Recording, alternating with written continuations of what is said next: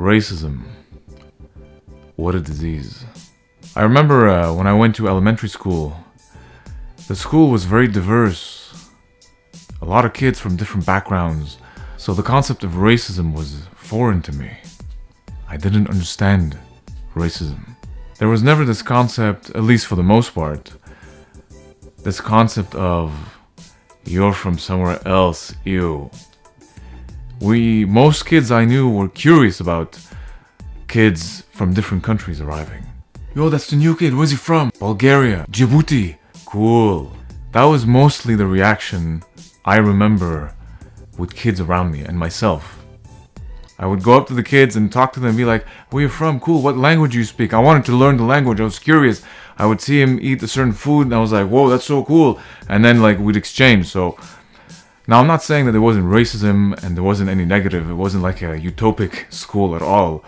There was, to some extent, racism here and there, or there was bullying, obviously, things like that. But for the most part, there was that sense of ease. It was casual, yeah, people from everywhere, that's how it is.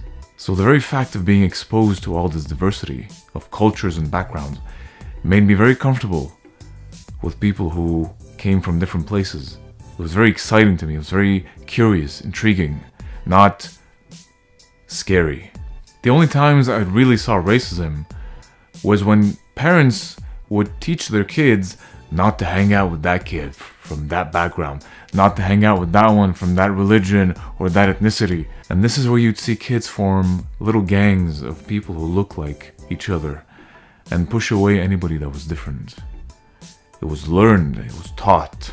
I knew people who grew up in more isolated environments and went to schools where mostly everybody looked the same, one culture, one ethnicity, and so those people, you would see that they were mistrusting of the other, people who seemed different from them.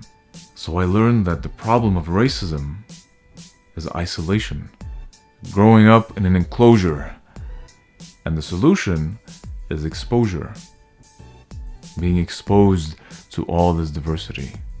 Because the truth is, kids don't know racism. I was at a mall once and I saw two kids. They looked like they were about 3. One was white, one was black.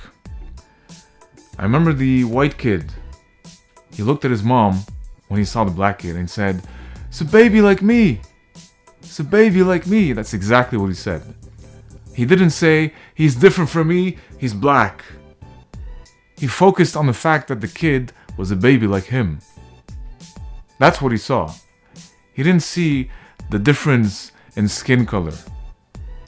And the black kid got close to the white kid and they started chit-chatting and playing. That's it. As simple as that. There was no concept of racism. There was no concept of you look different from me. Those kids were wiser than many adults I've seen. They focused on the similar rather than different. So racism is learned. And the remedy to it is simply exposure, diversity. It's healthier for society to be diverse, culturally diverse, ethnically diverse. Think of biodiversity. We know that the more an ecosystem is diverse with plants and animals, the better it sustains itself. Economic diversity, the same thing.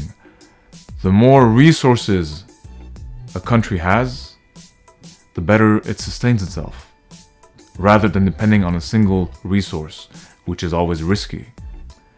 So, the same applies to cultural diversity, ethnic diversity.